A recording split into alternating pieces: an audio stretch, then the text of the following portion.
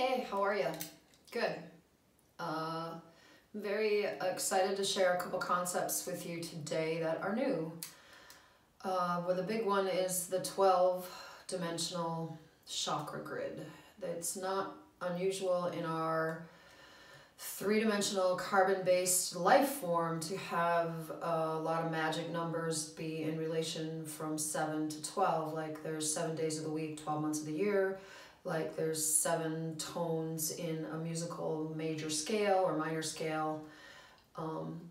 The divisions of 7, really 8, the first tone repeats, so it's really 7 in music that comes from a 12-tone chromatic scale, which is what you get when you just touch all the basses all the way up and down a guitar or a piano. So 7 to 12, so it makes sense that we got the 7 chakras that we've covered, but then there's also a 12. And in trying to find exercises to participate with in it, I pretty much only ran into things that involved, the tree of life that it symbolizes, and exercises you can do with a metaphor for vegetation and trees and stuff, and that those are wonderful exercises, but that's not what I'm trying to do here. So I made up something, and I think it makes sense.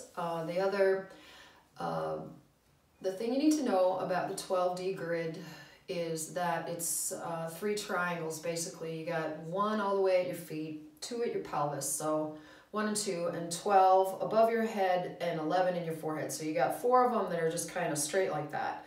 And then basically a triangle here, 3, 4, 5, see the triangle, and then 6, 7, 8, another triangle, and then 9, 10, 11, another triangle, 3 triangles. The thing is, we're going to run the energy both ways, and the triangles can start and go down or point up.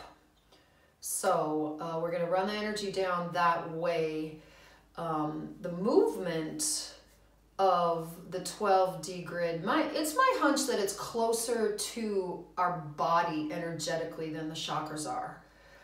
I think it is the grid, the jungle gym of inner light energy that really creates our physical template.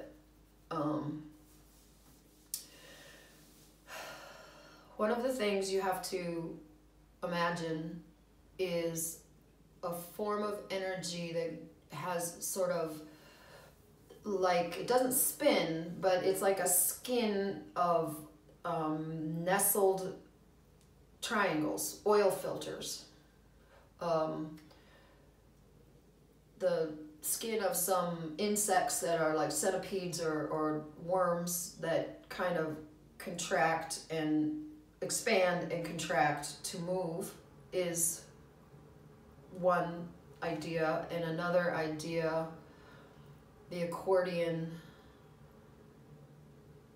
there's another idea that's in there in terms of sort of just, there's no spinning, but there's sort of a stretching and a contracting that, oh, I know, the other one was that, just how plant growth, some indoor plants and some trees, when the branches and the thing expands, there's always just this one little layer at a time that comes from the same sort of nested cones. So that's how I think they fit together and the kind of motion I'm gonna try with them. And then one last thing, I am receiving a book in the mail today from, it's about a man named Victor Schonberger, who was an Austrian that lived at the turn of the century at the same time as Tesla, and he was all about the electrical qualities of water.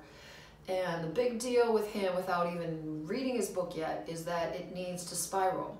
So the last thing we're gonna do, oh, I know, in terms of the triangles and the fact that it kind of relates to a major energy coming from both directions through it, what about those Chinese finger traps? They're like little origami type things that are nestled into each other, and you put them on the end of your fingers, and if you try to get them out, they get tighter.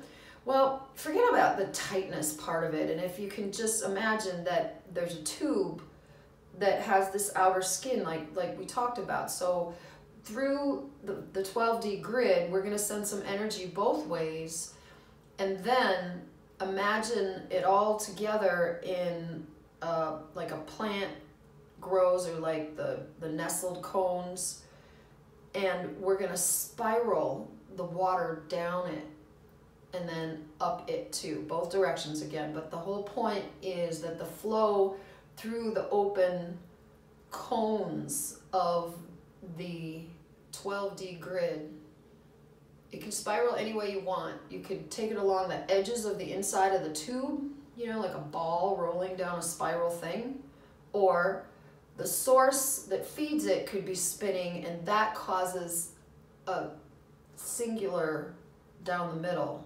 So you decide on that. I haven't decided, I haven't tried it yet. We're going to start by setting the horizontal and vertical space with the Archangels. With Metatron, we'll go to the Christ grid, bring it through the top chakras, anchor it to the heart. Through Sandalphon, we'll go to the 5D crystalline grid in the earth. We'll go through the base chakras, just the normal 7. And then we're going to take a run around this 12D thing and see how it goes. So once more, I'm just going to go over the 12D thing before we start. And the colors go kind of how they go. And then when you get past 7, 8 is gold, 9 is white, 10 is gray, 11 is grayer, and I think 12 is black or white. So you kind of go from color to gray to black, white and black.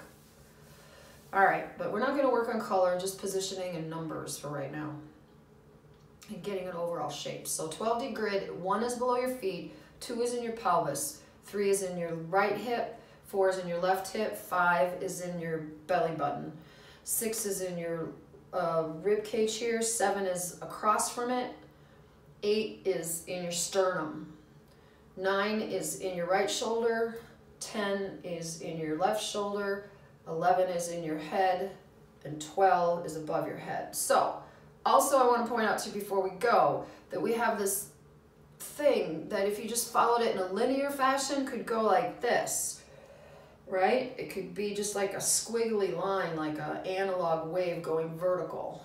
I did it too many times, but you got the idea. And the thing that gets me is that that looks just like a resistor in an electrical diagram. And what resistors do is they stabilize the electrical current, just like compressors in audio. They take away they protect from the high hits and they bring the low hits up to an acceptable level. Another way of thinking of it is if you have water going through a pipe and the pipe is this big and the water's going through it, you know, if the resistance is the same as the size of the pipe and it allows a stream to become thicker for the same amount of electricity, condenses it and compresses it and protects it. So that's just sort of an interesting thought about what the function and what the 12D grid is. So here we go. We are going to start today just relaxing our breath. And we are going to breathe in the good air and breathe out everything you just don't need. Send it out to the universe and get a little fresh current going in our lungs. With that, we're going to think of the crystalline wand with the snakes twining around it and at the tops turning into wings because it is the symbol for Raphael. We're going to place Raphael in the east, and there's going to be a green, emerald green fire in the east that spreads throughout your space. And the emerald green fire is behind the crystalline wand of white. Welcome, Raphael. To concentrate on the image brings the Archangel to you. Holding space of the emerald green fire is Raphael in the east. In the south, we have Michael, the neon blue sword of Michael. Picture it however you like it. A neon blue light enters your space. We welcome Michael the Protector, the military brawn of the Archangels, the willpower.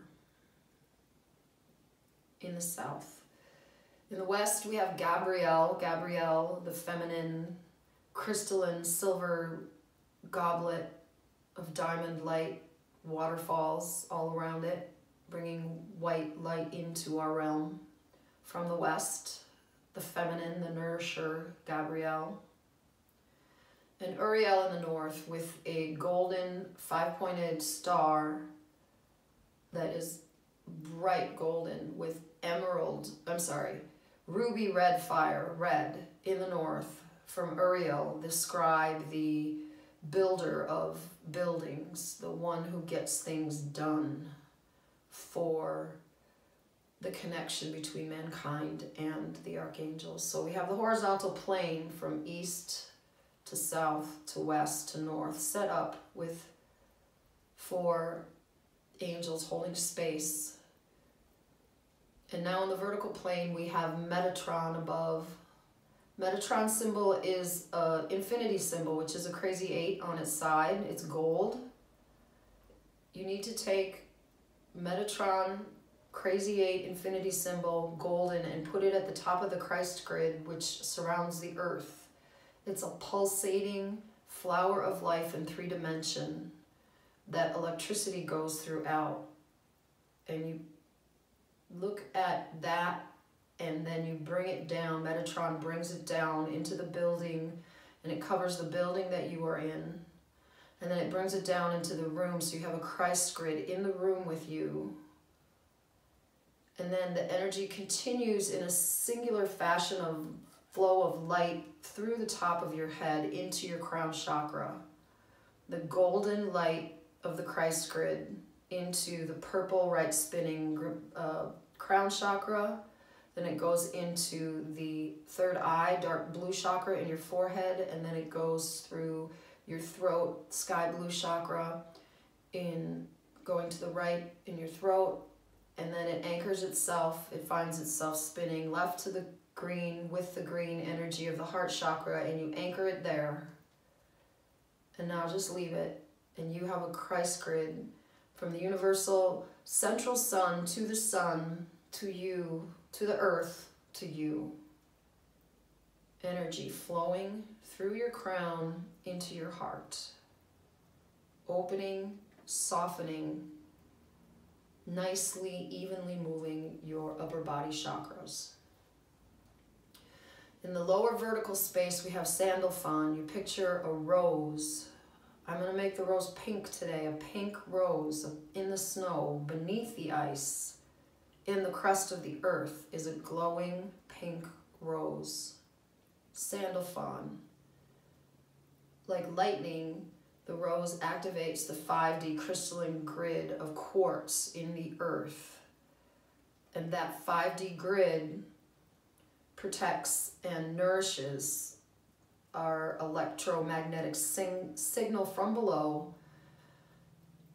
The rose that Sandalphon holds comes up closer to the surface, and the 5D grid comes in through your base chakra, spinning red to the right.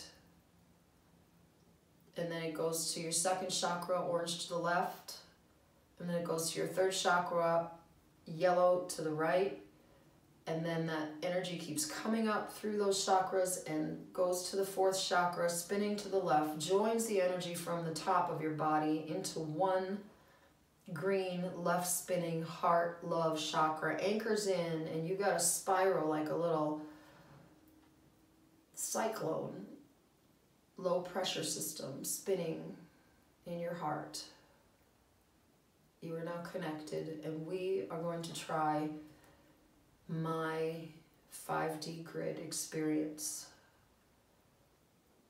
We start with placing the 1st chakra between your feet, on your feet. And then the 2nd chakra is in your pelvis. It is orange. Got the red at your feet and the orange. Nothing needs to spin. You just need to go between them. Then we've got a yellow 3rd in your right hip, a green 4th in your left hip, and a blue 5 in your belly button. Now just go over that triangle that goes between 3, 4, and 5. You've got a triangle and it points up. Very nice. Now go to 6, which is in your right rib cage, and 7 straight across from it. That's the right rib cage is dark blue, and the 7 across from it is purple. And then 8 is right in the middle of your sternum, and it is yellow. Again, another triangle that points up. You've got 2 triangles stacked on each other. One more triangle is white, 9 in the right shoulder, 10 is gray in the left shoulder, and 11 is a darker gray in your third eye, and 12 above your head. Oh, so back to the one more triangle, 9, 10, 11, 9, 10, 11, kind of your shoulders and your head. And then 12 is nestled above your head, and it's in the old energy flow. And I want you to just, because the triangles are pointing up, I want you to picture the energy coming out the top of your head and going down to your feet, and then a reuptake of the energy through the base of each triangle, out the cone, base, cone, and out. Everything's pointing up, going one direction, being pulled in through the bottom, going through the 3 triangles, and out through the top. Great. Now we're going to reverse it. We're going to start up on 12, which is above your head, and then we're going to go to, and it's dark, and 11 is a little less dark, twilight gray, and then we're going to go to 10 is gray and white. Wait, I screwed that up. 12, 11, 9, 10, 10, 9, 8. So here's the first triangle on top. It's not 10, 9, 8, 10, 9, 8. There's the first triangle. Good. When we're pointed down now. Okay. Then we have 7, 6, 5. 7 is in your left rib cage, 6 is in your right rib cage, 5 is in your belly. Another triangle pointing down in the middle of your gut. One more. We have 4 on the left side, 3 in the right pelvis, and 2 is in the tip of your pelvis. Bottom triangle. Now it's a little easier when the triangles are pointed down to picture that cone thing I'm talking about. What if each triangle was one of those things that you pour your oil into that has a little open cone, so that, you know, you could pull them apart and make them closer together, but they're still connected. And now we're going to take the energy, light, water, however you want to picture it, and come in through a flat base of a cone that goes this way. And then here's your second one, and now it goes through your last one and out the bottom, and now we have reversed the direction of the whole flow through 3 triangles of the 12D grid, Tree of Life grid. Cool. Now the last thing we're going to do is we're going to put both those cones together, and we're going to make one of those Chinese finger thing, except it goes vertically in both directions, and it's open, and what it creates is a tunnel of energy through the cones that can tighten and turn you totally off from the world, or they can just stay in the right amount of looseness to keep things flowing. Now I want you to start with the energy coming in, so just set that. You know, if you see it, it's really 3 Merkabas if you do it in both directions. 1 here, 1 here, 1 here. I'm not going to explain to you what a Merkaba is right this second, but you have the triangles going in both directions, stacked in doubles, and you're going to pour water, light, energy in through the top, and it's going to spiral through them to the bottom. And it can reuptake, but I want you to just feel the energy coming in through the top of your head and winding inward, spiraling through, twisting, all the way through each triangle that is pointed down. Whoops. Well, it's not. It's pointed both ways. Double triangles. We're at the end. We're in the Chinese finger trap. It's just that the energy is flowing down from the top of your head. Now, leave that be, and we're going to reverse the energy. You still have the nice tension in each of the triangles going both ways. Open and soften, and spiral the energy up from the bottom, reversing it, going through some sort of edge of it or down the middle. It's two different kind of pressures, but it will rise because you tell it to. And picture the water going up through the 12D grid.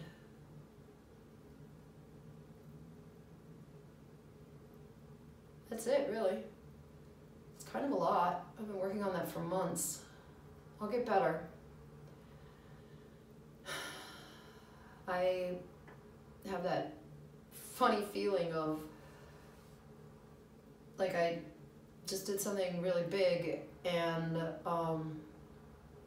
my reward is a new space and this amazing quiet. So I hope to see you soon. Bye.